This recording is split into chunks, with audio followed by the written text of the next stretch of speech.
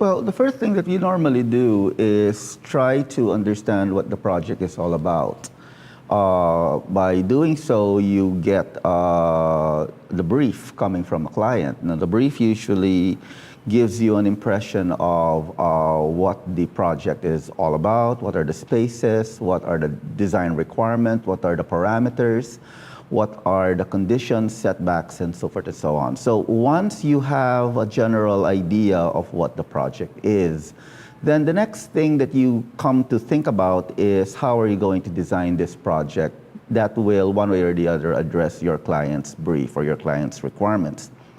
Now, this is where the ideas of concepts and philosophies come in. Philosophy basically is your fundamental being as a person and as a designer. So this is something that is innate. This is something that is inbred in you as a person.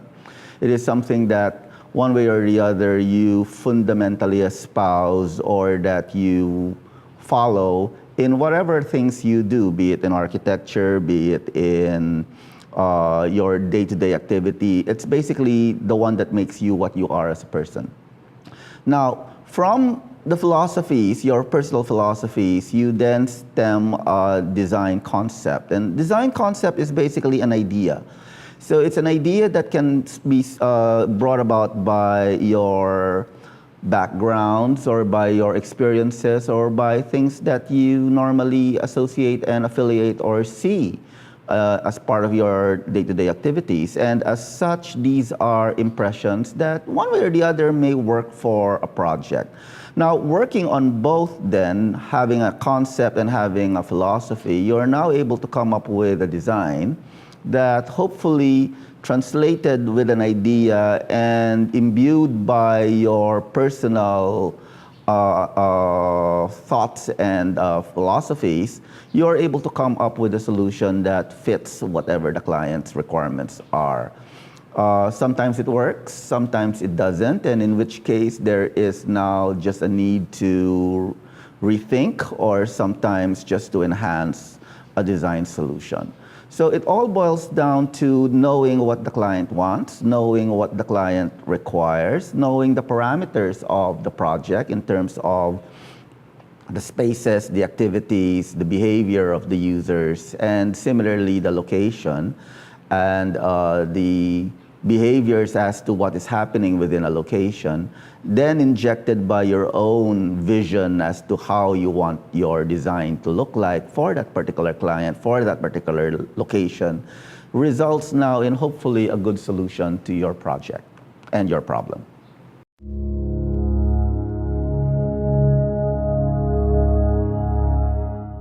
Inspiration comes from very many sources. That's the one thing that, to a certain extent, a lot of people should, or shall we say, a lot of designers and architects should have the most. It's inspiration, because we rely heavily on thought ideas to come up with a solution for a particular project. Now, inspiration can come from many, many forms and many, many ways. It could be personal, it could be an experience, it could be something that you have studied, it could be something that you have seen, it could be something that you, one way or the other, experience as part of your journey through life. So, inspiration is the spark that one way or the other leads you to come up with a solution. Definitely, inspirations can come at any time, and inspirations should come when you are designing for a particular project. For some people, inspiration comes in very quickly. When a client approaches you and they tell you that you're supposed to design a particular project, good architects usually have already a pool of inspirational thoughts that they can use. Usually a client usually before a client comes in, they are already sort of like building up thought ideas that they can use for future projects. Others, on the other hand, require more time for them to sort of like think of an idea, and in which case they usually go out have a little bit of a meditation, probably go to the library, look for things that one way or the other can spark imagination to their project. Good designers are those that have a vast array of inspiration. Their imagination is fairly broad and vast, and they can come up and pull out from the bag any kind of idea because their experiences are fairly full. A designer that has a very poor level of experience in life, in short, if they're fairly sheltered, results in them becoming limited in how they think and how they design. So of course, to a person out there who wants to become a designer, they have to, one way or the other, be exposed to a lot of things. Exposure, I think, is the most influential and the most important aspect for being a designer, because you never know where you're going to get an inspiration from. Great designers always spend a lot of time looking for ideas. You don't limit yourself to what is out there. You don't limit yourself to what is comfortable. You should explore and immerse yourself in everything and anything. It's really pushing oneself to the limits of what you can do so that you then learn and experience. The sad thing in a lot of people is that when they do go out to seek experience, is that they look at it more as a fun thing to do. It's sort of like an outing or a gimmick. So it's really more of the now. It's really more about the people you surround yourself with, without necessarily taking a look at the surroundings and the little things that can happen around you that passes by. These are the things that one way or the other are vital, because they're the ones that can elicit a certain level of thought idea. People, especially the young, are very concerned with the now, that they go out to a nice place, they go there with their friends, they get drunk, they get drugged out, they have a wild, fun time. Of course, that is an experience in itself. But outside of that limited engagement of having fun, they don't remember anything at all as to the where, the when, and what did they see within the area. So this is the sad thing. At the end of the day, they went to a particular area to have fun, but when they're asked if they notice certain things within those areas that they can bring along and use as a tool for designing, then sadly they missed out. In my teaching and in my practice, I have experienced to a certain extent people wherein I asked them to design certain things based on the places that we've visited and seen, and in the end they rely heavily on gathering or downloading images taken from the internet because they failed to document, simply because they went there not to learn, they went there not to immerse, they went there to have fun. So again, I'm not saying that having fun is not important. Definitely in our line of work, at the end of the day, you have to have fun, or else it's going to drive you mad. This kind of profession deals with a lot of clients coming from all sorts of the spectrum, from very considerate to impertinent clients who demand heaven and earth. But the question is, if you're not having fun in what you're doing, then it's going to become a difficult endeavor at the very end, at the very least. And if you don't have any experiences, and if you don't have any inspiration to gather your thoughts, then it's going to be made even more difficult, because at the end of the day, you cannot come up with a solution that you will be happy with. And if you're not happy with the solution, how can your clients be happy with the solution as well?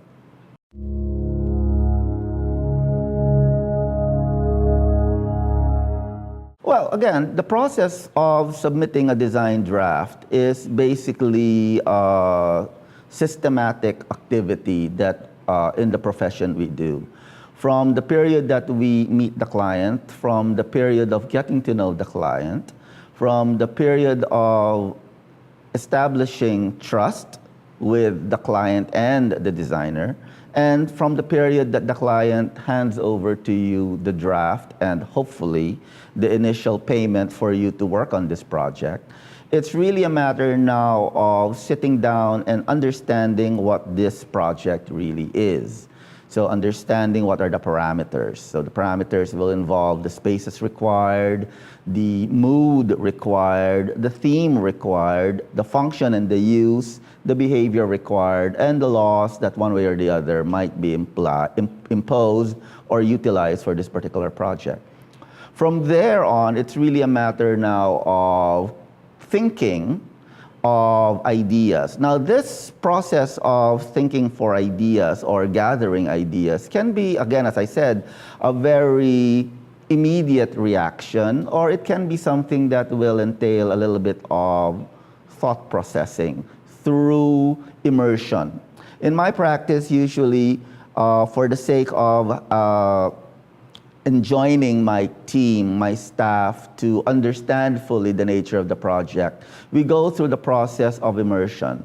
I bring them to the site, we discuss what the project is all about, we discuss personal issues, especially regarding certain experiences from my part, so that they're able to, one way or the other, pick up ideas and thoughts as to what this project is all about. One has to remember that not everyone in your team has the same experience as you have. And it is a matter of course, sharing those experiences with your collaborators so that one way or the other, they'll be able to translate your ideas into a design solution.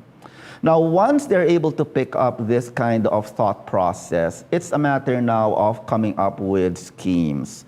Schemes are primarily sketches. These are ideas that are emanated from your thought directly to the hand, directly through the pen to the paper. So these are just basically sketches. Sketches are the quickest and the fastest way of translating ideas into a design solution.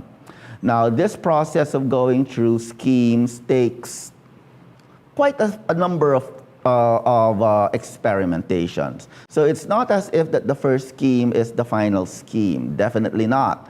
But sometimes the first scheme may be the best scheme, but it's definitely not the last scheme. One has to have at least a comparative.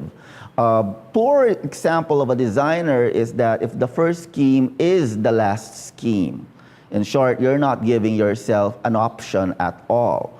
Good designers allow people, especially your own team, and especially you as a designer, to look at all of the selections that you have made, and to a certain extent, ascertain which of them is the best solution. Only when you go through the process of doing esquisses or to the process of doing charrettes or crits, can you then come up and say that, yeah, this particular scheme, scheme number 2, scheme number 3, or scheme number 1 is the best solution. And once you have come up with your definitive solution based on your parameters and based on your own personal assessment, then you come up with a final presentation. So final presentation is basically just cleaning it up, coming up with a presentation that is to a certain extent highly likable to the client and done in a very professional manner. Schemes are just, as I said, thought ideas that come from and emanate from your head down to your hand, down to the pen. And that's the reason why, to a certain extent, I do not use or tell my people to do schemes directly on, say, a computer-aided solution. Because one way or the other, it limits them. It limits them because technology, of course, takes time to learn. Technology requires a lot of programs for you to come up with the desired results. And this, one way or the other, stifles the imaginary process.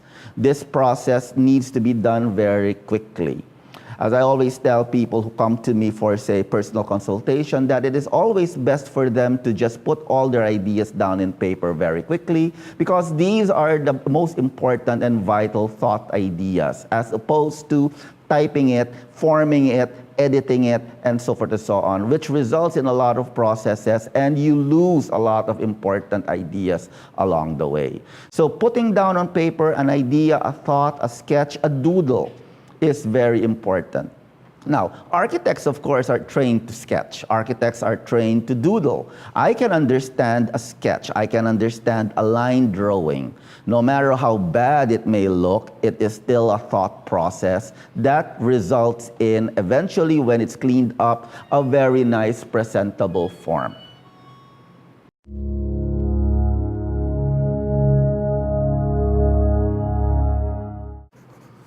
Yeah, the design process basically comes from, as I said, ideas and sketches that can, one way or the other, come from your own personal experiences or your own educational background, in the sense of the things that you've learned, the things that you studied, the things that you've read.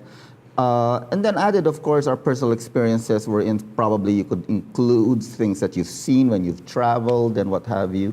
All of these, to a great extent, allows you now to have a bag of tricks up your sleeve to come up with design solutions for projects. Now, of course, the more broader your experiences are, the more, shall we say, ideas you may have, from, say, the traditional to the contemporary, from the avant-garde to the modern, from revivalist styles and natural to the artificial and what have you. So it is really coming up with a design solution that both, number one, follows your general ideas and principles in life as a solution, and then secondly, as well, as a solution based on what is practical or what is adaptable for, say, the project that you're working on. It's really translating all of this thought process into a viable work that, one way or the other, can be shown and used for the client.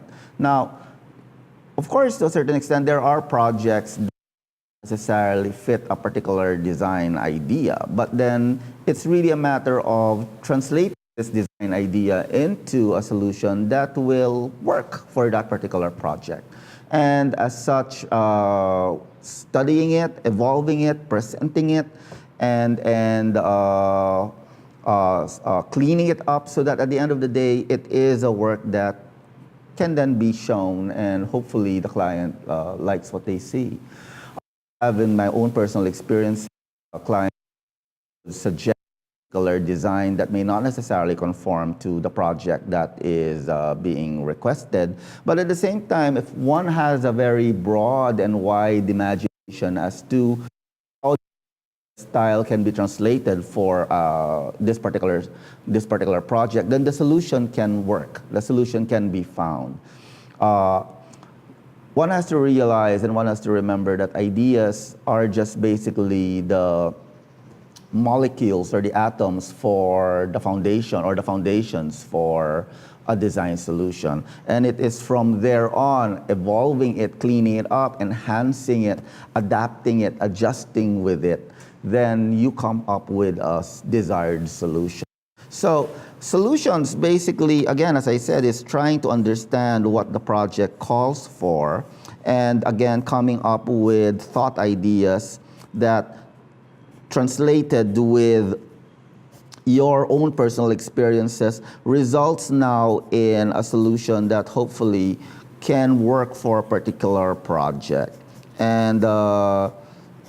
And it's also a collaborative thing, like in a practice, if you have people working for you. And it's also a matter of sharing ideas. One should not limit yourself by just saying that, hey, I'm the designer, and therefore my design is the only one that matters. No, it is a collaborative thing. Architecture is a collaborative thing. You have to have assistance coming from others, primarily because, to a certain extent, they try to upgrade and they try to inject certain things that you may not necessarily have or that you may not necessarily be refreshed with, and it is something that your collaborators can, one way or the other, help in assisting in finding a viable solution for a particular problem or a particular design issue.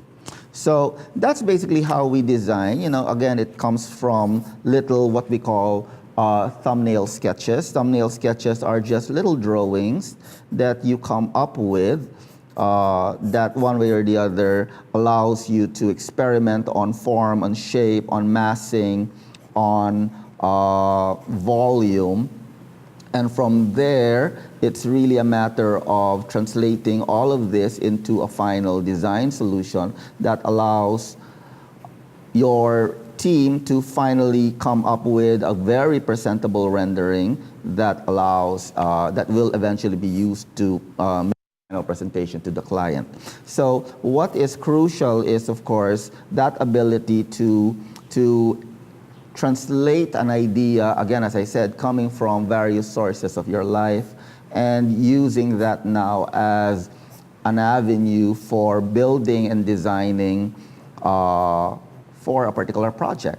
So the fundamentals of architecture, your ability to sketch an idea, and that will be all of the other learned activities such as studying laws, studying human behavior, studying human measurements, studying furnitures, studying all of the equipment, studying the structure so that you ensure that your building will stand, studying laws so that to a certain extent what you're doing is legal and is within what is allowed by the city or the municipality that you're working for.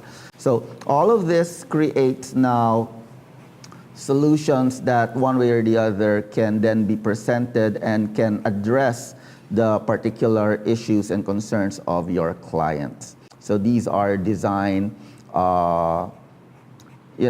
ideas that you eventually present as a means of creating drawn suggestions, and eventually these are the ones that we, present and hopefully is accepted as an idea. So from a simple sketch like this, it's then, cleaned up and it is then measured, it is then rendered in a very viable and in a very presentable manner so that at the end of the day, hopefully your client approves the solution, and that then allows you to earn because the client then buys this idea. At the end of the day, I think, an architect basically sells a design, and that drawing that we invested heavily in 5 years, 7 years, is something that is a hard-earned and hard-worked solution. So sketching and transposing ideas into the sketches results in coming up with the viable solution to a particular project or problem.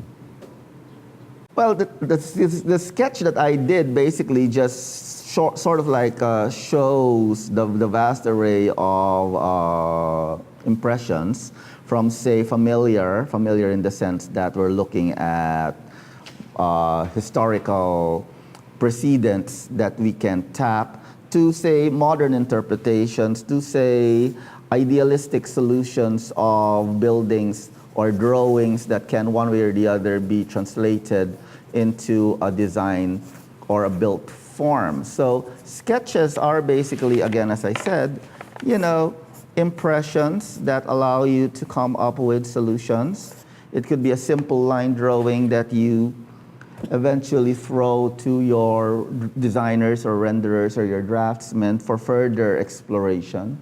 So it is based again on this whole notion of an idea coming from my brain, from my head, based on what the project calls for, and solutions that eventually you are able to translate and transpose as work that one way or the other can then be utilized for a design project.